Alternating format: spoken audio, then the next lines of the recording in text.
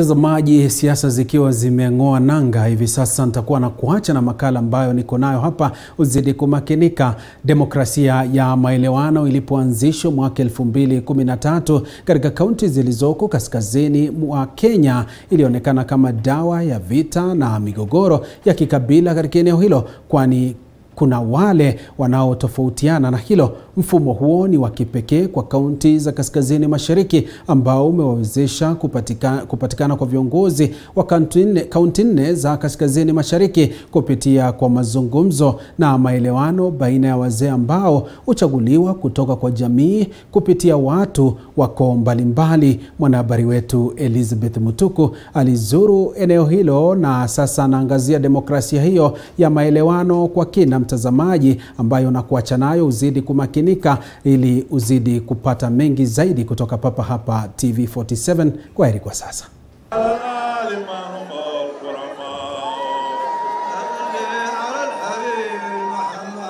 Demokrasia ya maelewano sio jambo geni katika ukanda wa kaskazini mashariki ya Kenya.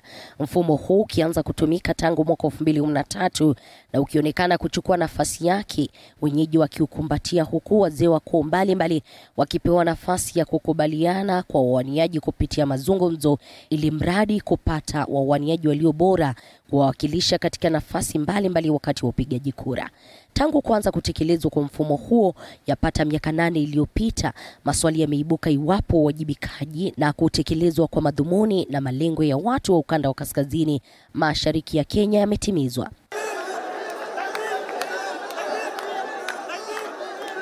Demokrasia ya maelewano imetumika kwa chaguzi za mwaka 2013 na mwaka 2017 mtawalia katika ukanda wa kaskazini mashariki mwa Kenya. Wale wanaounga mkono wakisisitiza kuwa ni wa kuzingatia na kulinda matakwa ya wenyeji wa eneo hilo, huku wapinzani wake wakisisitiza kuwa demokrasia ya maelewano ni mfumo wa kiimla tu na ambao unaondoa uwajibikaji na ambao unakandamiza na kuendeleza ufisadi miongoni mwa viongozi. Katika uchaguzi uliopita, viongozi wa eneo hilo walichaguliwa kupitia mfumo huo. Magavana 4 na ambao baadhi yao wanahudumu katika mihula ya pili walipitia mfumo huo, japo baadhi ya waliopinga mfumo huo kukiwemo gavana wa Mandera Ali Roba, ambaye licha ya kukiuka alipigana na kushinda mhula wake wa pili hata baada ya kushuhudia changamoto mbalimbali. Mimi nikaongea na wewe, nimechaguliwa 2017 na wananchi wa Fafi. So nilikuwa nimepeleka application yangu kwa hiyo process, wakachagua mwingine ambaye alikuwa mbele yangu, na walisema yeye ndio aendelee kazi. Mimi nikakataa, ndio leo niko bunge. So wananchi ndio nzuri wachague ile mtu anataka. Kinizo swali hiyo. It's a win-win, in terms of such. There are those that are disputing it in terms of saying that there's no, a comprehensive competition, free competition. That's all have their views, but anyway, for me, I will say it's a win-win. And for you to reach that consensus, you must have been able to do a lot of public participation. And public participation is in the constitution. And once there's a public, participation amongst communities, that's for me, I will say it's a win. Hiyo kiti ama hiyo mamlaka ingekuwa mzuri, sio wazee wa kuchagulia wananchi, ingekuwa mzuri yeye ama wananchi wenyewe wajichagulie binafsi yao for their own benefit, wajichague ile mtu wanapenda, sio kuselektewa. Ama kama mfano kuna senge ya katika mbuzi, kama mtu ataki hiyo senge aende kwa hiyo mbuzi achague wengine, hiyo ni kama hizo. Sasa we need, at least tunahitaji ile mtu tunataka tunajichagulia. Swala la fedha likionekana kuzua gumzo na kuwa na umuhimu zaidi, baadhi ya viongozi na ambao ni mabwenyenye wakidaiwa kutoa kiwango cha mamilioni kuanzia mwanzo wa mfumo huo hadi wanapofika debeni. Wachanganuzi wakisema japo changamoto zipo kwenye mfumo wenyewe, faida zake pia zinaonekana katika kutuliza mizozo ya makabila na ukoo katika ukanda huo, kukiwemo kuhakikisha utulivu na amani. Who is the best at that particular time. There's also one problem we might have as politicians. When you realize you are not being favored, then you will try and discredit the other. And that is some of the things usually which happens. So, to put it bluntly, there might be 1 or 2 individuals. It's a possibility. I will not run away from that. Everybody cannot be good. There are some people who had personal interest, yes. But when you consider the majority of the elders who usually participate in these processes, they always think about the community more than the individuals concerned. Nzuri sana tena niseme, manake si mambo demokrasia. Kwanza ni ukabila, kwanza ni hela, mtu analipa hela mingi kuliko mwingine. Sasa wanapatia ile mtu ambaye amelipa hela kuliko mwingine. Kwa hivyo mimi sikubaliana nao. Nataka wananchi wa Northeastern waangalie ni nani atawasaidia, wasikize sera za waheshimiwa ambao watafuta kiti ama magavana. Ndio wachague ile mtu wanafikiri atawasaidia. Manake bunge kazi yake ni kutetea haki ya wananchi. To me, I believe it's not really democratic. It's not. You can buy your way. You can, if there are 20 wazes and maybe you try to corrupt about, let's say 15 of them, the person who has enough money can get his way. Yes. Wazee ambaye sisi tulikubaliana waendeshe. Lakini plan na ile vile sasa imefanywa mimi sijakubaliana naye kabisa. Kwani kama wewe unasema unataka kuingia siasa, unaambiwa milioni 1 hapa chini. Sasa jamii ni yako, wazee ni wako, wewe ni kati ya hiyo jamii. Hiyo pesa unalipa nani? Ya pili, kama mambo ya kulipa pesa, kwa nini wasilipishe kabla hawajalipisha? Kwa nini wasifanye plani yao saa ile imekwisha, alafu ile mtu mmoja ambaye wameamua kumpatia nafasi wamlipishe? Mfumo wa demokrasia maelewano na ambao umekita mizizi eneo hilo unapendekezwa kutumika katika eneo hilo katika uchaguzi ujao. Tayari jamii ya Sarigari, na ambayo ni mojawapo ya jamii kubwa zaidi, mwezi uliopita ikitekeleza uchaguzi wa mwaniaji wake wa ugavana kupitia mfumo wa maelewano na kumchagua spika wa bunge la kaunti ya Mandera kuwa mwaniaji wake ifikapo katika uchaguzi wa mwaka 2022, japo hilo lilipingwa vikali na katibu mratibu katika Wizara ya Elimu Nur Hassan Nur, na ambaye pia ni mmoja wa waniaji wa ugavana. Jinsi and the current speaker of Mandera County, Mohamed Adan Khalif. The community deliberated the matter and finally concluded after the withdrawal of the other 2 candidates that the candidate for Asare in the 2022 gubernatorial race is going to be Mohamed Adan Khalif. This issue is a question of delegates. The delegates were handpicked. They were picked by people who are sympathetic to some of the candidates. And consensus democracy has never been based on delegates. Consensus democracy has always been based on dialogue and persuasion, so that people can persuade themselves and agree and disagree. And it takes time. It's not a 2-day affair that you come and decide who becomes a governor, and then after 2 days in a small tent you say, we have chosen so and so. It doesn't work like that. It's a very tedious process. It's a process that takes days. It's a process that disagreements are not allowed to continue. It's a process that you don't vote. It's a process that where persuasion and dialogue takes the day. I'm a household name in Mandera County. I understand their challenges. I have been living with them.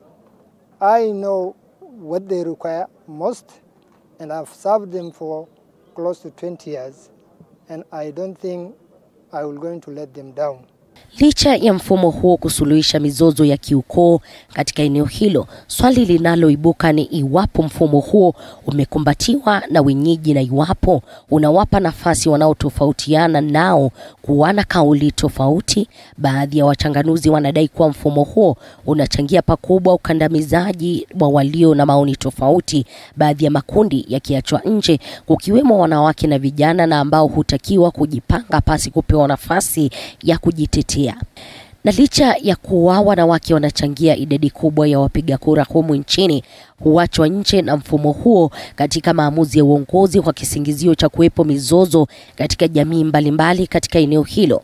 Mfumo huu ukionekana kuwatenga wanawake katika maamuzi na nafasi za uongozi wa kaunti 4 za eneo hilo zikiwa bado hazijawachagua wanawake katika nafasi ya ugavana na manaibu wao, hii ikiwa ni changamoto kuu ya mfumo huo kwa ukosefu wa sauti ya mwanamke. Times when there is a line up, then if you are in that negotiated democracy, maybe you can penetrate your way. You can only, but there are positions specifically they will say they belong to men, to male version of it from the clan. Yeah, they basically believe that the constituency belongs to the male counterparts. But as well, we can try. Ya kazi na ile wazee kidogo nataka kujua wananchi wengine. Sababu baada ya kuamua huyu mtu achaguliwe kwa hao wazee, ni wazee wanaongea na wananchi. Wanasema patieni kura yenu huyo mtu. Hapa viongozi wanaohitajika, swali la uwajibikaji na upigaji msasa wa viongozi wanaochaguliwa kupitia mfumo huo likichukua nafasi yake. Kwa mfano, kaunti ya Mandera baada ya uongozi wa wazee kushindwa na ule wa gavana aliroba, sauti ya kupiga msasa yale yanayotekelezwa ilionekana kufifia, ikimpa nafasi gavana Roba kuendesha shughuli za kaunti bila uangalizi wowote, mfumo huo ukikosolewa vikali kwa hilo. It was going to work. And I thought it was the best.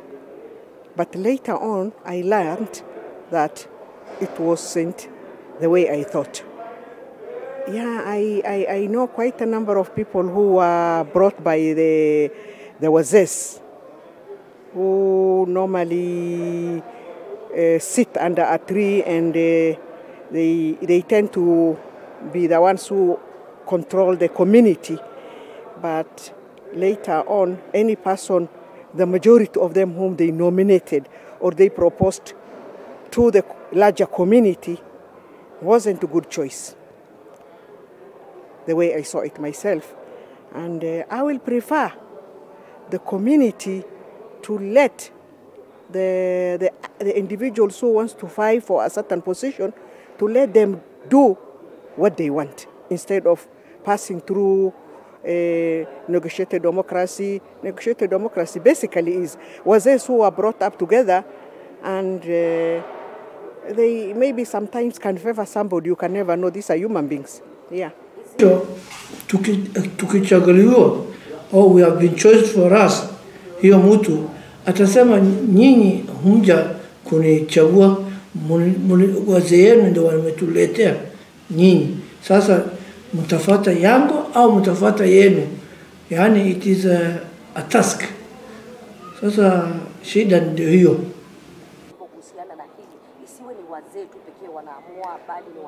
Mimi siko ndani kabisa na sikubaliana na wazee. Manake kuna mtu ambaye amepatiwa kiti na wananchi, for example, amekaa kwa hiyo kiti, hajasaidia wananchi, hajafanya maendeleo, hasa kwa ajili ya ukabila ama kwa ajili ya wazee. Wanakaa tena chini wanasema hiyo mtu tena ambaye alikosea wananchi, hajaleta development, bazari hajalipa, hakuna kitu hata alifanya. Anapotea, anakuja kuishi Nairobi kujipanga mwenyewe badala ya kushughulika wananchi. So mimi mambo ya negotiation democracy siko na hawa kabisa. 100% yes, they will be able to identify the right leader for a certain constituency, a certain ward, a certain senatorial or a certain governance. So the right, to answer your question, the right leaders, they get the right leaders. As a community and as a region, are you looking maybe for another way of doing politics in that area? Maybe a free voting like it happens in other areas? Of course, this is also voting. You know, it's free and fair in terms of voting. There's no curtailment in terms of voting exercise. This is just identifying. You know, each community at least gets a position, but it is, you know, it is so open to everybody. You know, eventually there are those that defy, and they either get or they either win. So, but towards the end of the day, there's free and fair competition among us people, those that were, you know, identified through that democracy system that they're talking about, or those that defy. So in the end, there's an open competition amongst different competitors. Jamii au koo zinazochaguliwa katika mfumo huo hutegemea vile viongozi mbalimbali watakavyochaguliwa kuanzia mawaziri kwenye kamati mbalimbali na wakurugenzi wa shughuli za kaunti, na pia kuwapiga msasa na kuwaondoa wanapotekeleza makosa, ikisalia changamoto kwani lazima waelekee kwa jamii husika, hili likichukua muda zaidi na hata wakati mwingine kukosa kutekelezwa kutokana na matakwa ya jamii husika.